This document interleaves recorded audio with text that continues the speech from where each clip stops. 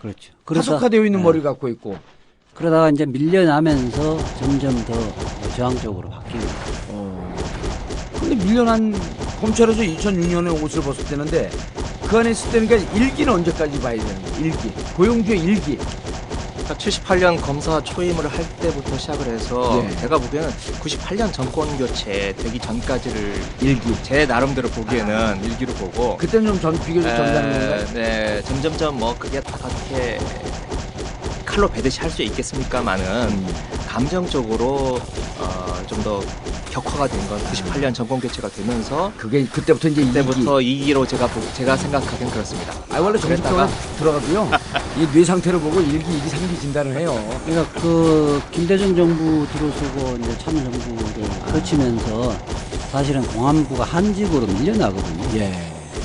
그때 당시에는 뭐 노동사범이나 이런 거 억지로 이렇게 많이 구속시키고 이런 것이 아니라 좀 자율적인 상태에서 놔두고는 아주 그러니까 극도로 97년 심한 경우에만 98년 김대중 정부, 국민의 정부 들어서고 참여정부 10년 동안은 공안은 좀 밀리고 그때 이제 특수나 금조 이런 게 만들어지는 거죠. 하고 그 전에 이제 그래서 저 이제 구공안, 신공안 이런 예. 개념을 쓰는데 98년 그렇죠. 정권 교체가 되면서부터 이제 공안도 과거식으로 인권 탄압하는 그런 공안이 아니라 좀 새로운 모습을 보이자 예. 해서 이제 신공안이라고 해서 그동안 공안을 안 했던 분들이 이제 공안으로 들어오고 그동안 쭉 이제 공안을 했던 분들은 조금씩 힘이 빠지는 거죠. 그 세월의 변화에 따라서 그 구공안, 신공안을 나누는데 이제 구공안이 거의 이제 끝자락에 계신 분이 이제 고영주 이사장과 황교안 지금 총리. 아마 제가 보기엔 황교안 총리 정도가 가장 이제 끝자락에 마지막 구공안의 막내가 아마 황교안이고 그 위 뭐 한두 분 이런 정도가 이제 구공안의 그럴 수밖에 없는 게 이제 그 김대중 정부 들어서면서 예.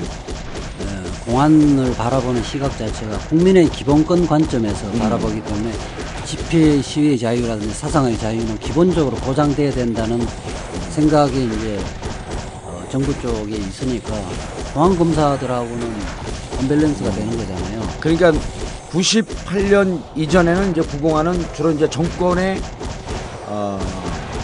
천평 역할을 한 거죠. 천병 역할했고 정권 지킴이 일을 했었으면 98년 이후부터는 국민들의 진짜 안전, 민권 이런 걸 중요시하다 보니까 그게 검찰 내에서는 뭐 이렇게 득세할 이유가 별로 없었던 거 아니에요.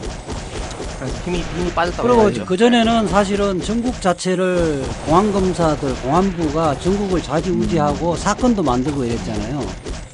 그 이후에는 우리 사회에서 공공의 안녕에 현저히 해치는 경우에만 검찰에 매스를 댄 거거든요. 그렇죠. 그러니까 자기들이 전국을 좌지우지할 수가 없단 말이에요. 그리고 그것이 필요하지도 않고. 필요하지도 않고. 그러니까 옛날의 사고, 그러니까 반공주의적인 사고, 그 다음에 어떤 데모나 시위 이런 건 위험한 것이다.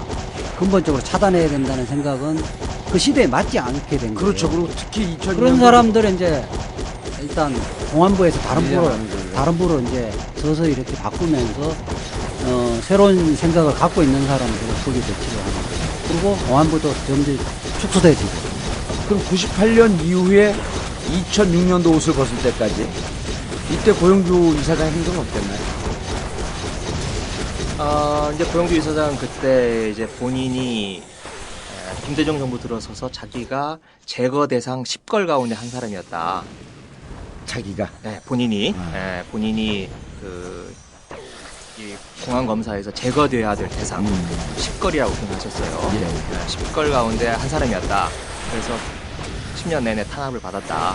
이렇게 주장을 예. 하고 계시는 거죠. 근데 흔적에서 탄압받은 흔적이 없잖아. 그런데 이제 거기에 대해서 평가가 엇갈리죠. 본인은 예. 그렇게 이야기를 하지만 실제로 제가 비슷한 연배 공안검사한테 여쭤봤더니 뭐 고영주가 그래? 허허이 그러면서 이제 야, 탄압받는 건 나지. 왜 그게 고영주야? 고영주는 할 거 다 했잖아. 이렇게 말을 해요. 그럼 보니까 실제 기록이 네, 보니까 실제로 보면 DJ 시절에 네, DJ 시절에 되면서 이제 그 공안 기획관, 대검 공안 기획관을 있다가 형사 2부장으로 가는데 아마 그때 그걸 자체를 아마 본인은 좌천이라고 생각을 한 것 같아요. 근데 절대 그렇지 않은데 그러니까 공안통으로 계속 이렇게 공안 쪽으로 있어야 되는데 그 이후로는 공안에서 배제되거든요. 예. 그런데 이제 승진은 했단 말이에요. 그렇죠. 뭐 서울지검 1차장도 하고 그러니까 서울중앙지검 광주고검- 1차장이면 진짜 그게 이게 이제 요직계 꽃인데, 요직 아니에요. 그렇죠. 아 그렇죠. 1차장 같은 경우는 버튼은 검사장이거든. 그리고 뭐 광주고검 차장검사도 가고 마지막으로는 남부지검장을 했죠. 예. 남부지검 검사장까지 했었는데 밀려난 게 하나도 없었잖아. 객관적으로 보면 승진 코스로 갔는데 예. 자기는 공안의 핵심 세력인데 공안에서 배제시켰다. 네, 공안에서 그거를- 배제된 것도 있다고 하지만 이제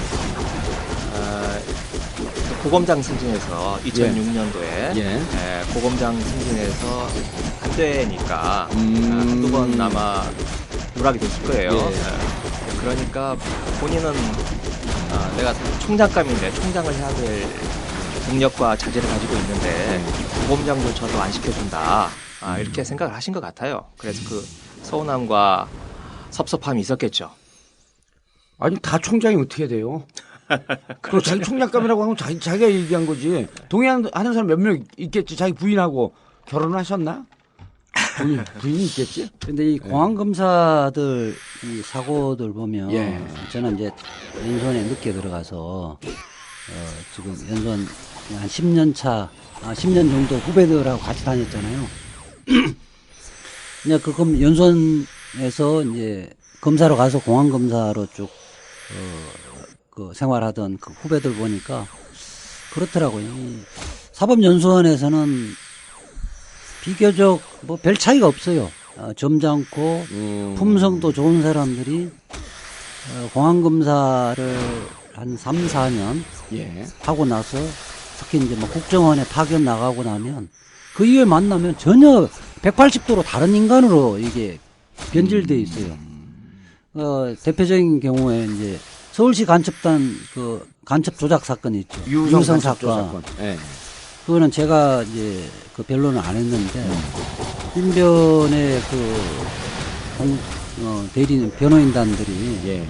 그 중에 가장 이렇게 악질적인 검사가 누구냐? 이모 검사다. 예. 그러니까 내가 그 친구 그렇지 않을 거라고 이모 검사인데 아니 가장 악질적인 검사고 사실은 그 증거도